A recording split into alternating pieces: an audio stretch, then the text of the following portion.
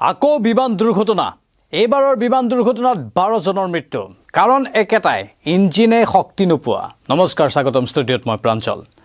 আহমেদাবাদৰ ভয়ংকৰ বিমান দুৰ্ঘটনাৰ কথা আপোনালোকৰ মনত আছে তেতিয়াও এটা কথা কোৱা হৈছিল যে আহমেদাবাদৰ সেই এয়াৰ ইণ্ডিয়াৰ বিমানখনে শক্তি পোৱা নাছিল ইঞ্জিনৰ শক্তি নাছিল আৰু ইঞ্জিন দুৰ্বল হৈ পৰিছিল এতিয়া আমেৰিকা যুক্তৰাষ্ট্ৰত আন এক ভয়ংকৰ বিমান দুৰ্ঘটনা সংঘটিত হ'ল য'ত 12 জনৰ মৃত্যু হৈছে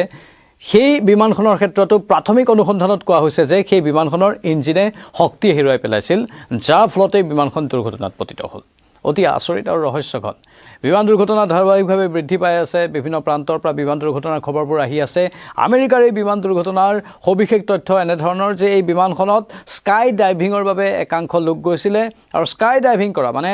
বিমানৰ পৰা পোনপটীয়াকৈ পেৰাচুটৰ সহায়ত পৃথিৱীলৈ জঁপিয়াই দিয়া যেটো প্ৰক্ৰিয়া সেই প্ৰক্ৰিয়া তেওঁলোকৰ কৰাৰ এটা পৰিকল্পনা আছিল আৰু সাধাৰণতে খুব সাহসী লোকসকলে স্কাই ডাইভিং কৰে কিন্তু এই স্কাই ডাইভিং কৰিবলৈ গৈ মৃত্যুমুখত পৰিল গোটেই বিমানখনেই ধ্বংসস্তূপত পৰিণত হৈ গ'ল আমি ৰয়টাৰ্ছ আৰু এছ'চিয়েটেড প্ৰেছৰ পৰা কিছু তথ্য লৈছোঁ তাত কি কথা উল্লেখ কৰা হৈছে দুৰ্ঘটনাৰ সময় আৰু স্থানৰ কথা উল্লেখ কৰা হৈছে দেওবাৰ 14 জুন স্থানীয় সময় অনুসৰি পুৱা 11:30 বজাত মিছৌৰীৰ বাটৰ চহৰৰ বাটলৰ মেমৰিয়েল বিমানবন্দৰৰ সমীপৰ এখন পথাৰতে বিমানখন দুৰ্ঘটনাত পতিত হয় এই স্থানডোখৰ কানসাছ চিটিৰ পৰা প্ৰায় 65 মাইল দক্ষিণত অৱস্থিত বুলি কোৱা হৈছে মৃতকৰ সংখ্যাৰ কথা ইতিমধ্যে কৈছোঁ 12 জনৰ মৃত্যু হৈছে পাইলটজনৰ সৈতে আটাইকেইজন যাত্ৰীৰ মৃত্যু হৈছে এজন পাইলট আৰু 11 জন যাত্ৰী আছিল প্ৰত্যক্ষদৰ্শীয়ে কি কৈছে আটাইতকৈ বেদনাদায়ক কথাটো হ'ল যে যিসকল প্ৰত্যক্ষদৰ্শী আছিল এই স্কাই ডাইভিঙৰ বাবে যোৱা 11 জন ব্যক্তিৰ পৰিয়ালৰ লোক আছিল মানে পৰিয়ালৰ লোকসকলে নিজ চকুৰে তেওঁলোকৰ পৰিয়ালৰ সদস্য কাৰোবাৰ ভাই কাৰোবাৰ স্বামী কাৰোবাৰ হয়তো পত্নী এনেধৰণে নিজৰ পৰিয়ালৰ সদস্যক মৃত্যুমুখত পৰা এই দৃশ্য প্ৰত্যক্ষ কৰি আছে কাৰণ তেওঁলোকে স্কাই ডাইভিং চাবলৈ গৈছিল তেওঁলোকৰ উদ্দেশ্য আছিল যে আনন্দ কৰিব তেওঁলোকৰ পৰিয়ালৰ সদস্যই কোনোবা এজনে স্কাই ডাইভিং কৰিব আকাশৰ পৰা পেৰাচুটৰ সহায়ত জঁপিয়াব পৃথিৱীলৈ কিন্তু সেই দৃশ্য চাবলৈ গৈ এই পৰিয়ালৰ লোকসকলে তেওঁলোকৰ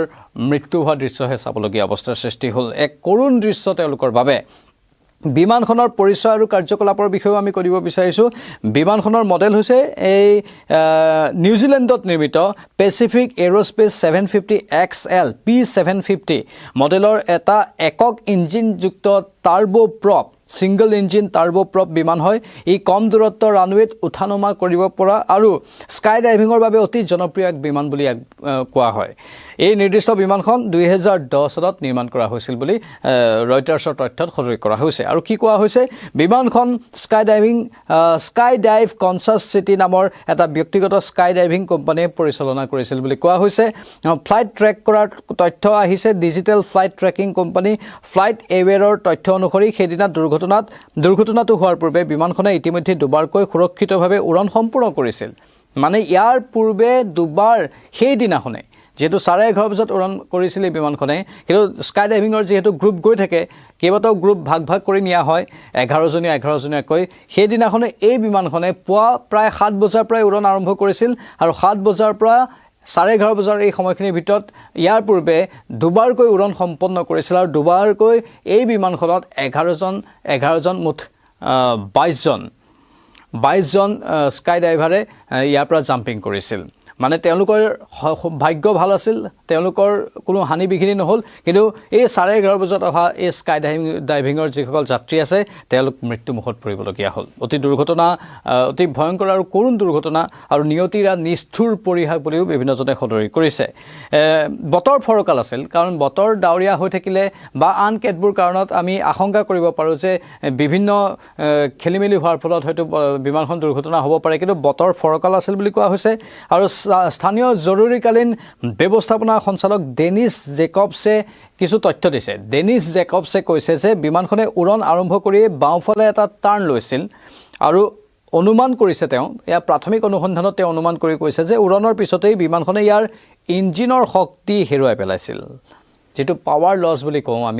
আমি ভাৰতবৰ্ষৰ এয়াৰ ইণ্ডিয়াৰ সেই যাত্ৰীৰে ভৰা বিমানখনৰ কথা আমি জানো যিখনেও উৰণৰ পাছতেই পাৱাৰ লছ কৰি পেলাইছিল বুলি কোৱা হৈছে প্ৰাথমিক অনুসন্ধানত কিয় ইঞ্জিনৰ এই পাৱাৰ লছৰ প্ৰক্ৰিয়াটো হয় সেয়া কোনেও ধৰিব নোৱাৰে আৰু বিজ্ঞানীসকলেও বা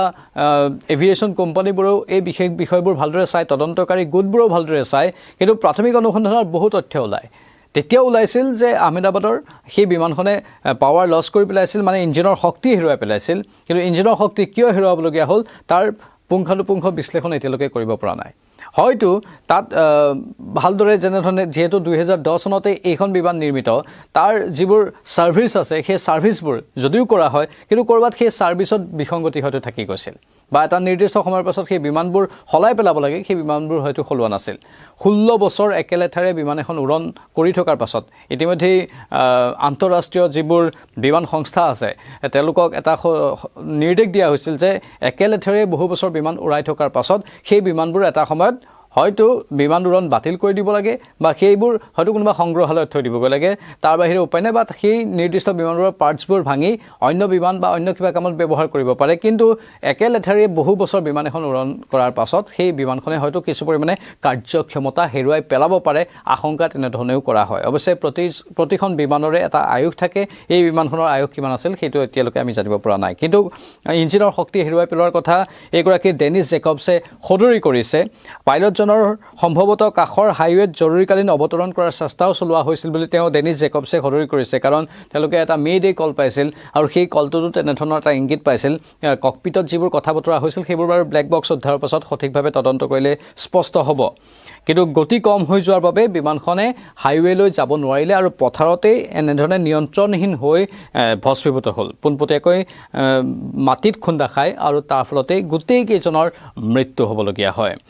বৰ্তমানৰ দুৰ্ঘটনাৰ পিছতে স্থানীয় আৰক্ষী, ফায়াৰ ব্ৰিগেড আৰু জৰুৰীকালীন সেৱা উপস্থিত হৈ জুই নিৰ্বাপন কৰে আৰু আমেৰিকাৰ ফেডাৰেল এভিয়েশ্যন এডমিনিষ্ট্ৰেশ্যন আৰু নেশ্যনেল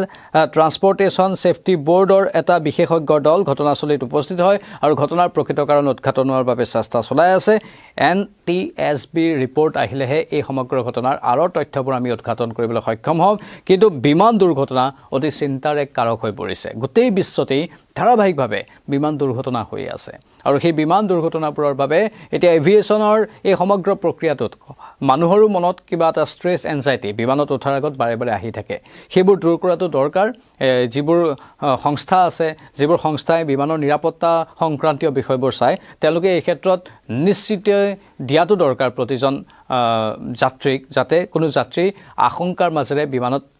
অহা যোৱা কৰিবলগীয়া অৱস্থাৰ সৃষ্টি নহয়। কাৰণ আশংকা থাকিলেই মানুহৰ মনত বিভিন্ন ধৰণৰ আন উপসৰ্গ দেখা দিব পাৰে। মানুহে বিমানত যাত্ৰা কৰাটো হয়তো কমাই দিব পাৰে আৰু